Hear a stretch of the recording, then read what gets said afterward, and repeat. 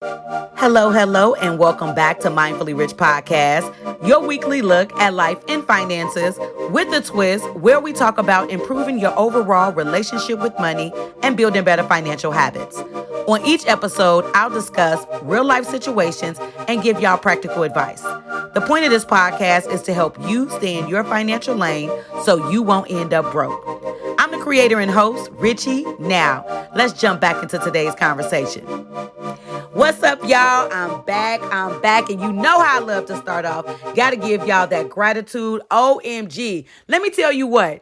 I told y'all a few episodes ago that I was going through some things mentally, and I feel like God's way of blessing me and just increasing me is like, we're gonna increase the listenership over there at Mindfully Rich Podcast, child, because I can't tell y'all how many new listeners it is. So many people who've been sending me DMs and just thanking me for episodes. And I'm just like, wow, like going back, because y'all, this is episode 99. So people are still like listening to when I first began, episodes in the 40s and things like that. And I just can't tell y'all how excited I am for the growth of this podcast. And I have such great news coming up. Y'all been hearing me say this for a while, but I feel like I finally got it. So let's go ahead and jump into these church announcements real quick, okay? So y'all know that I've been building my business, The Mindfully Rich Consultant. Yes, if you haven't checked me out, make sure you go to IamMindfullyRich.com. Check a sister out, okay? It's been a long time coming to get everything in order, child, because y'all, it is challenging building a business, okay? Very challenging. Not something that I thought would be as challenging to me because I know me and the type of person that I am, but because of the perfectionist that I am and liking to see things be right, it's been taking me longer. So my mind has been challenged. It's like I now know when the elders used to be in the church and they'd be praying and saying, thank you for a sound mind. Thank God for a sound mind, child, because when I tell you what, when your mind is off, you are off. And I've been off lately. And so I finally got myself back in order. I feel like I'm better.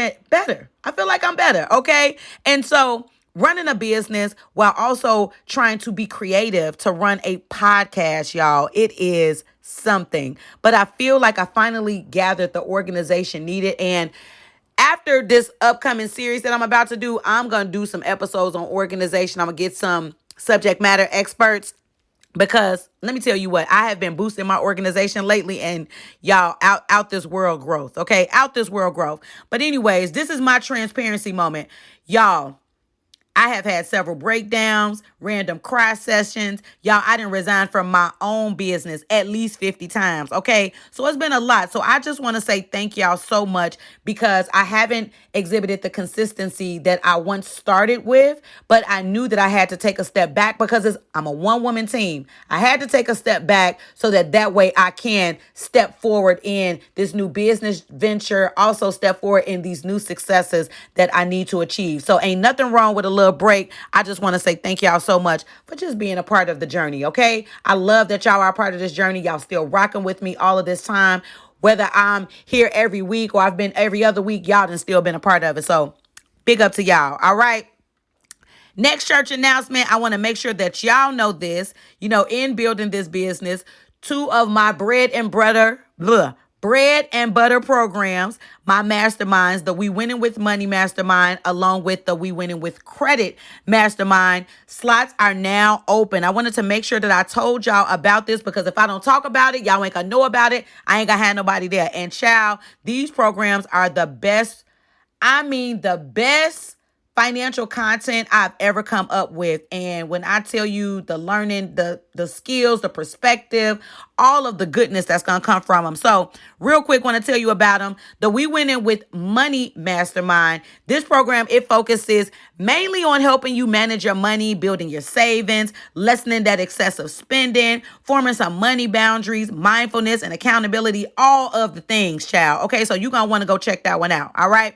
The We Winning with Credit Mastermind is focusing on auditing your credit report. So that way you can get that accuracy that you need so you can increase your credit score. And what my goal is for everyone in this program to increase their credit score by 100 points. So I'm talking about loan application secrets to help you get approved for those things that you're applying for, some realistic debt restructure strategies to help you pay down debt. Y'all, it's a thing. I mean, and I've priced both of these programs so reasonable that nobody can say, I can't afford it. Nuh-uh. I wanted to make sure that everybody was a part of this. I had to talk to God about this one, child, because I was like, look, I want to charge this. But then God was like, this is what I'm going to do for you. This is what you're going to do. You're going to do it like this, the way I said it, okay? So I just had to listen, okay? So y'all make sure in the show notes, y'all go ahead and check out both of the programs. We winning with Money Mastermind and then we winning with Credit Mastermind.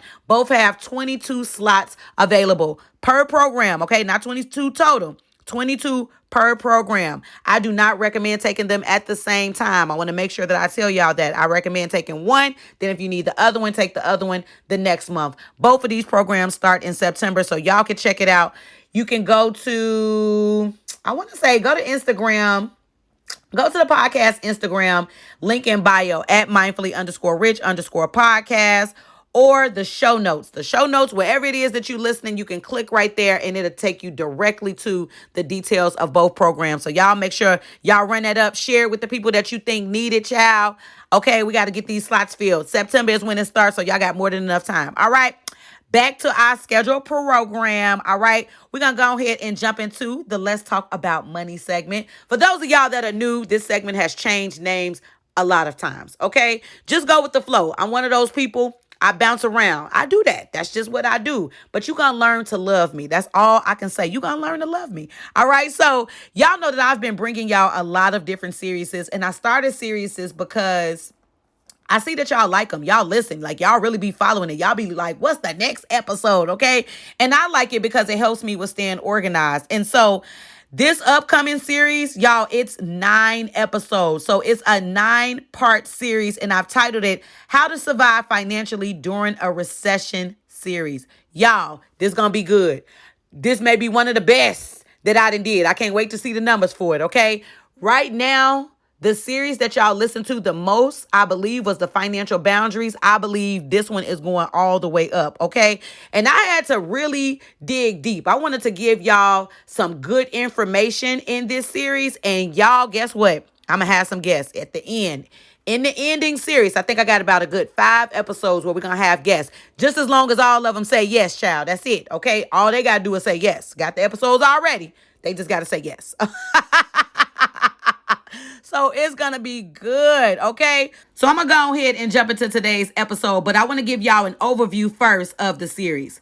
Y'all, I'm focusing on ways to help y'all maintain and sustain during this recession. Now, whether the government want to admit it or not, child, this economy is giving recession energy, all right, along with a large side of inflation. All right, so I want to make sure that y'all understand some basic information first. What is a recession? The textbook definition, when you look it up, is gibberish to me. I don't get it. Whatever. Child, I remember econ, so I can break it down to y'all in layman's terms. But basically, when consumer spending is down, we are the consumers, all right? When we stop spending money and pumping it into our economy, then that's when the economy starts to slow down. And then that's when businesses, they start producing less because the supply that they have out there, we're not in much of demand for. All right. So it's just basic econ when we're thinking about supply and demand. All right. There has to be a demand for the supply. If the supply starts to build up, who's going to buy that? All right. Now they have a surplus. And right now, people aren't buying as much. Whether they can't buy or they just not buying, they just not doing it. All right. Thus, us being in a recession. So for the last 2 quarters, which is the last 6 months, our economy spending has been down, right? Now, it hasn't been confirmed, and I believe that it's going to be confirmed coming up this Thursday. So if you're listening today, child, I don't even know what today's date is. Anyways, look at the date.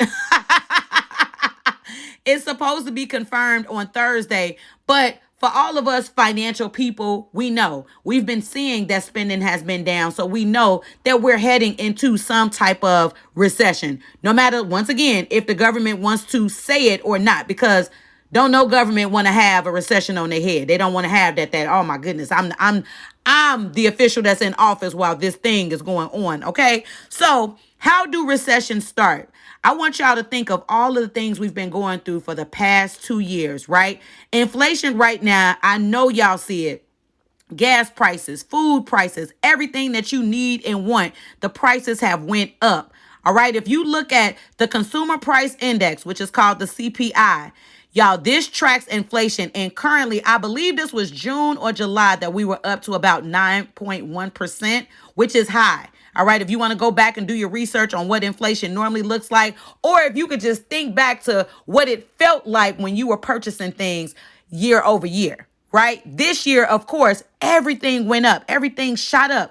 I don't know. Arizona teas find a way to stay at 79 cents, child. I don't know exactly who is running the Arizona tea mission over there, but maybe they need to be in the government, child, because them things stay cheap. What is in there that is staying cheap? It don't feel like they got to buy new supplies. Okay, this is just random tangent. All right. But the Family Dollars, not the Family Dollars, the Dollar Trees, they feeling it. Okay, y'all, my people over there who shop at the Dollar Trees, y'all know everything got a dollar no more. All right. They might as well just go ahead and turn them things to Dollar General. Because what they saying is, you going to spend some dollars. You're not just spending $1 no more. Okay. That's what it is. That's just a random tangent for me real quick. But inflation is one of the triggers of a recession. And then also the pandemic. I want y'all to think back to the pandemic. Y'all, we was in the house scared. Child, we was anxious like a mug. We wasn't buying nothing. We wasn't out there pumping money into the economy. Who wants a new shirt or some new pants when you think you about to die? Okay. Who was buying stuff? Not a lot of people during the beginning of the pandemic. Then they had to start giving us stimulus checks. Those stimulus checks wasn't for y'all to save money. Them PPP loans wasn't for y'all to just now all of a sudden have all of this money. They wanted y'all to stimulate the economy because we need the economy to be stimulated. We need people, consumers, buying stuff so that the economy stays up. But when we not buying stuff, the economy is now down. All right. So just wanted to give y'all some textbook information on a recession and supply and demand and how a recession starts. All right. So I want to tell y'all about the first recession I went through. I'm just going to take y'all back to 22-year-old me back in 2007 when I was going through it. I had no clue, child. You know, as a millennial, let me just go ahead and stop there. As a millennial, I feel like I done been through too much. I don't know who I need to file a claim with, but it's too much. It's too much. We all need free counseling. All right. We just do. All right. So back in 2007, when that recession first started, it was caused by a financial crisis. So the mortgage crisis, it started late 2007 from what I remember. I was a little young thing working at a credit union during that time. And what I noticed was all the financial institutions, they had lost their mind. Child, they was handing out mortgages like cookies. They was giving everybody and a mama a house loan. Child, let me tell you what, whether they qualified or not, all they had to do was come in there and sign their name. People had all type of mortgages that they couldn't afford. All right. And anybody with a mortgage, they're going to tell you that you need to make sure you can afford that thing, because what happens when you can't afford to pay it? You don't pay it. All right. So back during that time, there was a lot of fraudulent stuff happening. There was a lot of subprime fraud. Just a lot of things happening just to get people into houses. And people were taking it. All they had to do was show up, sign their name. You want this? You could afford $1 million house. I sure can. Sign my name. Yes. Okay. A lot of that was happening. And y'all probably like, how did that happen? I don't know. They was letting it happen though. All right. There was less strict lending during that time, which is the reason why now lending then tightened up. All right. For those people, when you going through the mortgage process and you're like, dang, why I got to show this, that, the other? Because back in the day, they didn't require them to show that stuff. They was just putting people in mortgage loans. They ain't doing that no more. All right. So what ended up happening is when you have all these people that have these fraudulent mortgages, they have mortgages that they can't afford, or they really didn't qualify. They wasn't checking if they actually made money and all of those different things, didn't care about credit during that time. What happens, right? These people can't pay this mortgage back. A loan is just that, a loan. It needs to be paid back. So once someone has a mortgage loan, and let's say you got a mortgage loan for $500,000, right? $500,000 that you knew that you wasn't going to be able to pay a $3,000, almost $4,000 mortgage back, but you got it though, right? And you can't pay that back. So now you in trouble because now you gonna lose your house. And now the bank or the credit union or whatever financial institution it was, they're in trouble because you're not paying that back. They've already lent the money out. The money is already gone. They already paid for you to get the house. So you had all of these financial institutions that had tons of people who couldn't pay their mortgages. So then when the interest rates started to go up, there was a lot of people that were in adjustable rate mortgages. The interest rates was out of this world. The balloon payments was starting to add up. I mean, people just couldn't pay it. Once again, I'm going to go back to it. People who have mortgages right now will tell you they paying a grip. And when you have a mortgage, somebody that has a mortgage payment of, let's say, $2,800 on up, that's a lot of money a month to pay. So when you got all these people that can't pay that, of course, they shout now. They out.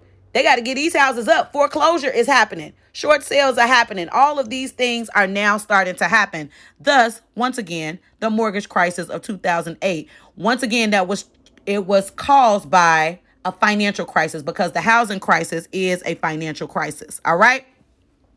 So I'm saying all of that stuff just to give you just some basis of how recession starts, what a recession is, and some things that you need to know. So that way you can get into this episode of boosting your money up, getting into having multiple streams of income, because that's the only sure way that you're going to be able to sustain and maintain yourself when you have uncertain times going on like a recession. All right. So I want to make sure all of us on the same page that passive income is super important to help you in creating stability, creating that security, that freedom that you need in your financial life. Ooh, child, I'm gonna have to slow down for a second. Okay, I just turned myself on. Okay, those is my love languages. Okay, stability, security, freedom. Yes, all of that. All right, and so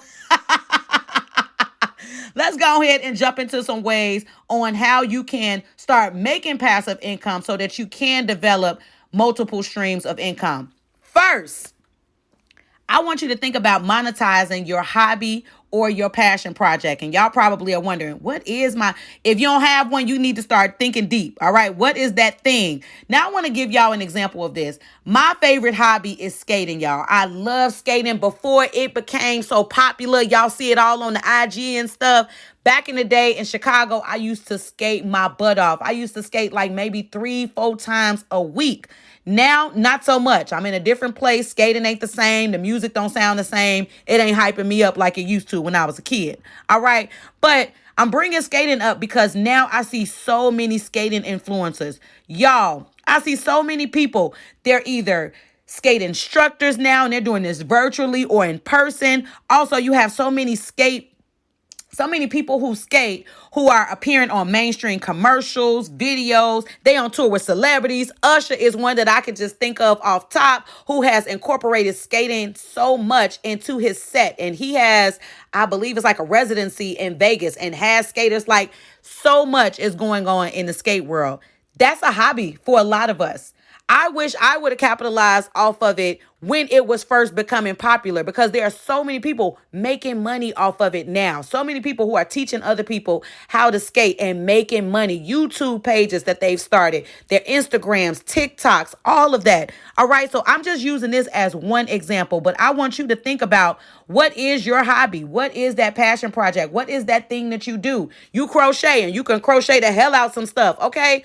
Monetize that thing, okay? What is a service that you're offering that you can monetize? What is that hobby that you do and you would do it whether you was making money or not? Monetize it, all right? Get that money. That's a way for you to create passive income and create another income stream, all right? Next, I want you to think about building your skills around that what if business that you dreamed of. Now, when I say what if business, I'm going to let y'all know what my what if business was. Y'all, I love candles. Candles is my thing. I came up with the idea that I was going to have a candle company, and I still may do this, so y'all better not take my idea. All right? Rich Sense. Ain't that bomb? Yes. Okay. Rich Sense. Don't that go?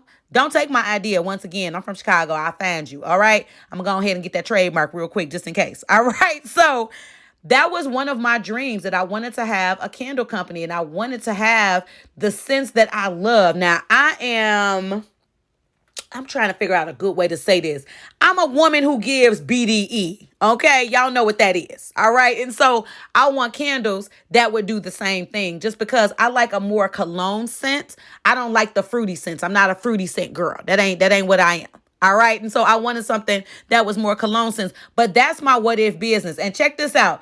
That thing is not out of reach for me right now. I'm just not doing it at the moment because I'm building other stuff. But that is something that I still want to accomplish in this life. Y'all, this can be a long life for us. I know life is short, but there's a lot of things that you can try to accomplish while you're here. So that is still one of the things that I want to do. That's my what if business. What is that what if business for you? It is the time for you to start thinking about that a little bit more. One of the sure ways to build wealth is having your own business, having some things. So whether it's your own business that you're solely doing, or if it's something that you're doing on the side and you're creating those side businesses, is one of the sure ways to create wealth. So I want y'all to start thinking about what is that what if business, that dream that you had, and get going on that. Start building your skills around that and get started. What do you have to lose, child? Especially right now. All right. So the last way that you can start building and creating passive income so that you can create multiple income streams is packaging your knowledge and selling it. Okay, there's a podcast that I listen to and I love the title. It's Package Your Genius. I've been listening to this for forever. She's on a break, but all the information is still there. It is still available. I love this podcast. But anyways, package up your knowledge. We all are a subject matter expert on something. What is it? What's your lived experience? What's that wisdom that you got? What is that thing that you can offer? And you can put it into, say, an ebook. You can put it into a course. You can create your own book and put it on out there. Y'all, somebody needs to hear your perspective. Child, if I had let that get to me, I wouldn't have started this podcast. Y'all know how many people out there talking about money all the time, talking about finances, and that's my level of expertise, personal finances. So many people are out there, but not everybody is you, right? There's only one you with the perspective that you hold. So packaging that up and selling that, why not? It's knowledge that you just taken from your dome and you just put it out there into the world. All right. Child, I got a slew of ebooks coming out here. I wish y'all would tell me I didn't seen this before. Excuse me. All right. And everybody gonna buy it. All right. You got to think about it like this. There are tons of waters being sold. Different water companies, right? 50 million of them. Hell, 50 cents has a water. Okay. Well, I'm sitting here saying 50. All right. There are tons of them. There's tons of breads being sold. There are tons of different shirts. But you want to know what? Those people, they put out their products. So the people that rock with them, they're going to find them. Oh, I like this one. I like Dasani. Who the one I like? Pure Life. All right. Whichever one it is, you rock with that one. And that's the one that you buy. That don't mean the other one's going to go out of business.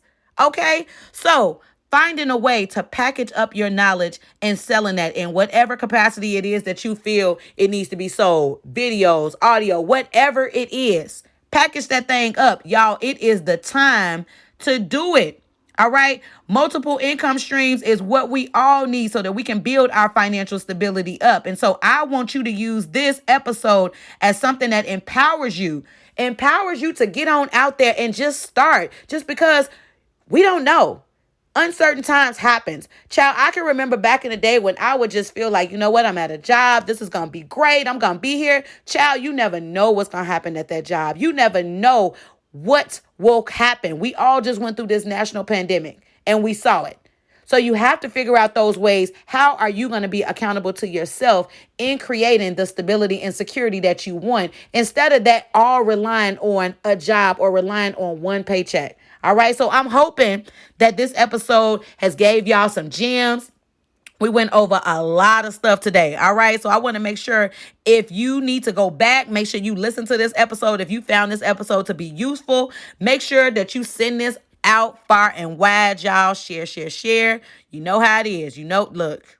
You know, I like the shares. All right. So next week, I'm going to be talking to y'all about tips to help you with budgeting your money more realistically, especially during a recession. So y'all make sure that y'all stay tuned. Don't forget about the We winning with money. We winning with credit mastermind programs. Check out the show notes so you can sign up for that or share it with somebody who you think may need it. Y'all check out my website, IamMindfullyRich.com. Check out the affirmation in that because I am. All right. And y'all make sure you know your girl is over here. I'm open for business, all right? So any of my services that you need, you can always check them out on my website. Go to the show notes. Everything should be listed there. And y'all, this is a 9-part series.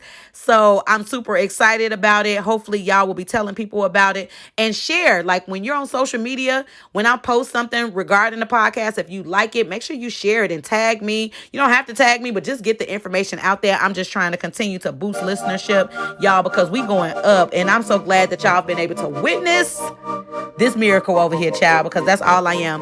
Well, anyways, I'm tired of talking. That's it. I want y'all to live life mindfully, intentionally, and on purpose. And until next time, when I hit y'all with another one.